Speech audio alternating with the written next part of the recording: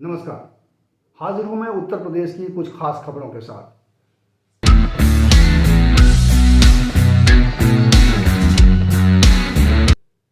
पहली खबर और सबसे बड़ी खबर आज की ये है कि उत्तर प्रदेश में कोरोना से मौत के जो सरकारी आंकड़े हैं उसको लेकर एक बड़ा खुलासा भास्कर अखबार ने किया है, भास्कर के वेबसाइट ने किया है। और भास्कर के वेबसाइट ने बताया है कि पिछले 2.5 महीने में जिस तरीके से डेथ सर्टिफिकेट जारी हुए हैं अलग अलग संस्थाओं की ओर से जो डेथ सर्टिफिकेट जारी किए जाते हैं नगर निगमों के जरिए, वो उसकी संख्या 13,313 है। यानी 2.5 महीने में 13,313 डेथ सर्टिफिकेट जारी हुए, जबकि सरकारी आंकड़ा जो है कोरोना से मौत का आंकड़ा है वो 1042 है।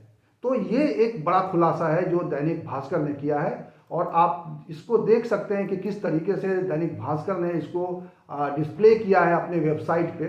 ये इस वक्त आपके स्क्रीन पर ये इसकी एक झलक मैं दिखा रहा हूँ आपको कि ये है इस वक्त की बड़ी खबर कि सरकार ने मौत का जो सर्टिफिकेट जारी किया है वो अपने आप में ये सच बोल रहा है। और ये 2.5 महीने का सिर्फ पूरे जो आंकड़े जारी किए हैं भास्कर ने, उसके आधार पर ये बात कही जा रही है। तो ये है जो 1 मार्च 2021 से लेकर 17 मई तक के जो कोरोना के डेथ्स हैं वो सरकार की ओर से जो कहा गया है कि 1042 लोगों की मौत हुई है और ये सरकारी आंकड़ा है, जबकि 13,000 से ज़्यादा डेथ सर्टिफिकेट जारी किए गए हैं 1 मई से 15 मई के बीच में। यानी 15 दिनों में ही 408 डेथ सर्टिफिकेट जारी किए जा चुके हैं। यह पिछले साल कोरोना आने के बाद अब तक 1 महीने में किए गए डेथ सर्टिफिकेट से की सबसे बड़ी संख्या है। तो इससे पूरी स्थिति को समझा जा सकता है कि किस तरीके से जो सरकार आंकड़ा बता रही है वो, और किस तरीके से जो डेथ सर्टिफिकेट जारी हो रहे हैं या हम और आप जो देख रहे हैं, जिस तरह से डेथ्स हो रहे हैं, जिस तरीके से लाशें गंगा में बहाई जा रही हैं, जिस तरीके से श्मशान घाटों पर एक लंबी कतार देखी जा रही है, लगातार दिन रात ये सिलसिला चल रहा है और पिछले 15 दिन से ये संख्या जो है इसकी लगातार बढ़ती जा रही थी। तो ये है पूरा इस पूरे मामले में एक जानकारी। इस बीच एक और बड़ी खबर आई है, वो ये है कि उत्तर प्रदेश में अब जो भी कोरोना से रिलेटेड जो उपकरण बेचे जा रहे हैं, जो दवाओं में गड़बड़ी की जा रही है, इस पूरे मामले में अगर कोई सरकारी आदमी अगर पकड़ा जाता है, उसके बारे में जानकारी आती है, तो उत्तर प्रदेश सरकार ने उनके खिलाफ में एनएसए के तहत मामला दर्ज करने का फैसला किया है। और ये एक बड़ी खबर है क्योंकि लगातार इस बारे में रेमडेसिविर हो या फिर और भी कुछ दवाएं हैं जिसकी कालाबाजारी सामने आ रही थी, और इक्विपमेंट से लेकर तमाम तरह की जो दवाएं हैं, तमाम तरह के जो उपकरण हैं, तमाम तरह की जो जांचें हैं, उसको लेकर जो गड़बड़ घोटाला सामने आ रहा था उसको लेकर सरकार का सख्त रवैया सामने आया है। और सरकार ने आज इस पूरे मामले में एक बड़ा फैसला दिया है, और वो ये कि अब इस पूरे मामले में जो भी व्यक्ति पकड़ा जाएगा, जो व्यक्ति सामने आएगा, उसके खिलाफ जांच पूरी होगी तो उसके खिलाफ एनएसए लागू किया जाएगा। ये योगी सरकार का फैसला है और ये एक अहम फैसला है। एनबीटी के वेबसाइट पर एक बड़ी खबर दिखाई दी है, वो ये कि ऑक्सीजन की कालाबाजारी में स्वास्थ्य कर्मियों के नाम 3 नाम सामने आए हैं और उनके खिलाफ कार्रवाई के आदेश दिए गए हैं। कमिश्नर ने ये आदेश दिए हैं और ये कहा गया है कि ये जो तीनों अधिकारी थे, तीनों जो कर्मचारी थे, भदोही जिले के सरकारी कोविड अस्पताल में ऑक्सीजन की कालाबाजारी का ये मामला है और 3 अस्पताल कर्मियों के नाम इसमें सामने आए हैं। इस पूरे मामले में मंडलायुक्त योगेश्वर राम मिश्रा ने पुलिस अधीक्षक को निर्देश दिया है कि स्वतंत्र रूप से इसकी जांच कराई जाए और दोषियों के खिलाफ में मुकदमा दर्ज कर उन्हें जेल भेजा जाए। तो ये एक दूसरी बड़ी खबर है कि किस तरीके से ऑक्सीजन और जो सरकार ने तय किया है कि इस तरह के ऑक्सीजन या जो जीवन रक्षक दवाएं हैं उसकी जो कालाबाजारी हो रही है, और उसको लेकर अगर कोई मामला सामने आता है और ये मामला साबित होता है तो उनके खिलाफ इस तरीके से कठोर कार्रवाई होगी और एनएसए के तहत तक मुकाबला दर्ज किया जाएगा। इन सब के अलावा एक खबर बलिया से है, और बलिया में ये देखा गया है कि गंगा किनारे कुछ उतराती हुई लाशों को जब देखा गया तो वहाँ की पुलिस वहाँ पहुँची और उन लाशों को जो ठिकाने लगाने के लिए जो तौर तरीका अपनाया गया वो बेहद असंवेदनशील था। उन लाशों को जलाने के लिए पुलिस ने टायर और पेट्रोल का इस्तेमाल किया और इसको लेकर बहुत ही पुलिस की आलोचना हो रही है। और ये खबर भी भास्कर में भी दिखाई दे रही है मुझे। और ये लाशें गंगा किनारे मिली और उन शवों को ठिकाने लगाने के लिए पुलिस ने टायर और पेट्रोल का इस्तेमाल किया, जो बेहद ही असंवेदनशील है। और किसी भी ह्यूमन बॉडी को इस तरह से पेट्रोल और टायर के साथ जलाना कितना असंवेदनशील भरा फैसला हो सकता है, ये आप समझ सकते हैं।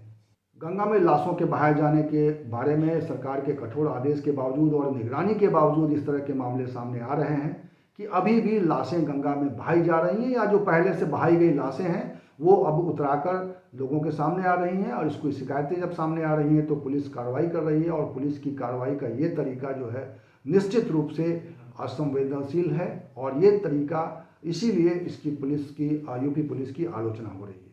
और अब आखिर में ये जानकारी बहुत ही दिलचस्प है कि उत्तर प्रदेश में शिक्षा मित्र और शिक्षकों का, अनुदेशकों का जो मामला था पंचायत चुनाव के दौरान, जिनको कोरोना का संक्रमण हुआ, और उनको लेकर जो मुआवजे की बात अदालत में भी विचाराधीन है, उसको लेकर अब मांग तेज होने लगी है। और जो शिक्षक संघ हैं उन्होंने आज एक पूरा आंकड़ा पेश किया है, और वो 1621 शिक्षकों, शिक्षा मित्रों और दूसरे अन्य विभागीय कर्मियों की मृत्यु का दावा करते हुए सभी परिजनों के लिए 1-1 करोड़ के मुआवजे की बात की गई है, मांग की गई है। उत्तर प्रदेश प्राथमिक शिक्षक संघ के अध्यक्ष दिनेश शर्मा की ओर से ये मुख्यमंत्री को पत्र लिखा गया है। और ये पत्र तो 16 मई का है, लेकिन ये जानकारी सामने आ रही है इस वक्त। और इसमें ये साफ तौर पे इन्होंने एक सूची भी सरकार को सौंपी है, जिसमें पूरा डिटेल्स है कि किस तरीके से कौन सा पद पे तैनात व्यक्ति पंचायत चुनाव के दौरान कोरोना संक्रमण का शिकार हुआ और उसके बाद उनकी मृत्यु हुई। और इन सभी के लिए मांग की गई है कि 1 करोड़ का मुआवजा तय किया जाए। इसके अलावा कई और इसमें मांग की गई है। प्राथमिक शिक्षक संघ ने 1600 लोगों की सूची जारी की है, और ये सूची 14 अप्रैल से 16 मई के बीच में जान गंवाने वाले शिक्षकों की है। और संगठन ने ये दावा किया है कि इन ज़्यादातर शिक्षकों की मृत्यु पंचायत चुनाव के दौरान संक्रमण से हुई, और इसलिए उनकी मृत्यु के लिए सरकार को 1 करोड़ का मुआवजा देना चाहिए। और संगठन के अध्यक्ष, संघ के अध्यक्ष डॉक्टर दिनेश चंद्र शर्मा ने, संघ के प्रदेश अध्यक्ष डॉक्टर दिनेश शर्मा ने इसके लिए जो आश्रित हैं उनके लिए, और अगर उस परिवार में कोई आश्रित है और DL.Ed है या B.Ed है, योग्यता रखता है, तो उनको TET की छूट देते हुए उनको शिक्षक के पद पर नियुक्ति की मांग भी उन्होंने की है। इसके अलावा कुछ और मांगे रखी गई हैं जिसके बारे में मैं आपको बताना चाहता हूं कि कोरोना महामारी के दौरान मृत हुए सभी शिक्षकों और कर्मचारियों के परिवारों को 1 करोड़ रुपए की आर्थिक सहायता प्रदान की जाए। सभी मृतक शिक्षकों के ऐसे आश्रितों को जो BTC, B.Ed या DL.Ed की योग्यता रखते हैं, उन्हें TET से छूट देकर सहायक अध्यापक के पद पर नियुक्ति दी जाए। जो आश्रित उपयुक्त योग्यता नहीं रखते, इंटरमीडिएट अथवा स्नातक हैं, उन्हें लिपिक के अधिशासन के पदों पर नियुक्ति दी जाए। सभी मृतक शिक्षकों के परिवार को 1 अप्रैल 2005 से पूर्व लागू पेंशन व्यवस्था के अंतर्गत पारिवारिक पेंशन दी जाए, तथा शिक्षक के NPS खाते में जमा संपूर्ण धनराशि मृतक के आश्रित को दी। ऐसे सभी मृतक शिक्षक जो 60 वर्ष अथवा उससे कम आयु के थे, उनके परिवार को शासनादेश के अनुसार ग्रेच्युटी की धनराशि प्रदान की जाए। सभी मृतक तथा कार्यरत शिक्षकों को कोरोना योद्धा घोषित किया जाए। कोरोना संक्रमण के कारण इलाज कराकर स्वस्थ हो चुके शिक्षकों के इलाज पर व्यय हुई धनराशि का भुगतान किया जाए। पंचायत चुनाव में मतदान या मतगणना से अनुपस्थित सभी बीमार शिक्षक और कर्मचारियों के विरुद्ध प्रशासनिक कार्यवाही को खत्म किया जाए, निरस्त किया जाए। और ये इस तरह से मांग की गई है, और इस मांग का समर्थन किया है दूरस्थ शिक्षा संघ ने भी। अनिल कुमार ने इसको लेकर चिंता व्यक्त की है कि सरकार इस पूरे मामले में मुआवजे को लेकर तेजी से कार्रवाई नहीं कर रही है। जो हाल में शिक्षा मंत्री ने, बेसिक शिक्षा मंत्री ने जो अपने अधिकारियों के साथ समीक्षा बैठक की थी, उसमें हालांकि ये बात सामने आई है कि निर्देश दिया गया है कि जो 59,000 शिक्षकों की जो भर्ती हुई है पिछले दिनों, और उनके अगर कागजात पूरे हो गए हैं, तो उनका जो सैलरी है वो सब शुरू किया जाए, क्योंकि कई महीनों से उनकी सैलरी नहीं मिल रही थी। इसके बारे में लगातार समीक्षा कर रहे हैं बेसिक शिक्षा मंत्री, और उस बैठक में इस बात पर जोर दिया जा रहा है कि जो सैलरी है इनका, सैलरी तुरंत निर्गत किया जाए, सैलरी तुरंत रिलीज की जाए, सभी को सैलरी मिले, तमाम जो जो औपचारिकताएं हैं वो पूरी करने के बाद। इसके अलावा इसी समीक्षा बैठक में उन्होंने निर्देश दिया है कि जो मुआवजे की कार्रवाई चल रही है उसको भी तेज गति दी जाए, और ताकि सभी लोगों को संतोषजनक रूप से मुआवजा मिल सके। हालांकि अभी ज़मीन पर शिक्षक संगठनों का कहना है कि ज़मीन पर इसको लेकर थोड़ी शिथिलता दिखाई दे रही है, थोड़ी सुस्ती दिखाई दे रही है, ये काम बहुत तेज़ी से नहीं चल रहा है। ये एक बड़ी चिंता के रूप में सामने आया है और इससे एक असंतोष शिक्षक वर्ग में दिखाई दे रहा है। आज इस बुलेटिन में इतना ही। इसी तरह की खबरों के साथ मैं आपके सामने फिर आऊँगा, लेकिन इससे पहले कि मैं विदा लूँ आपसे अनुरोध करना चाहता हूं कि अगर आपने अभी तक हमारा ये चैनल सब्सक्राइब नहीं किया तो प्लीज़ इसे सब्सक्राइब कर लीजिए और इसका बेल आइकन ज़रूर दबा दीजिएगा, ताकि जब भी कोई नया वीडियो बने तो आपको इसकी जानकारी मिल जाए। आपने आखिर तक ये वीडियो देखा, इसके लिए आपका बहुत बहुत शुक्रिया। नमस्कार।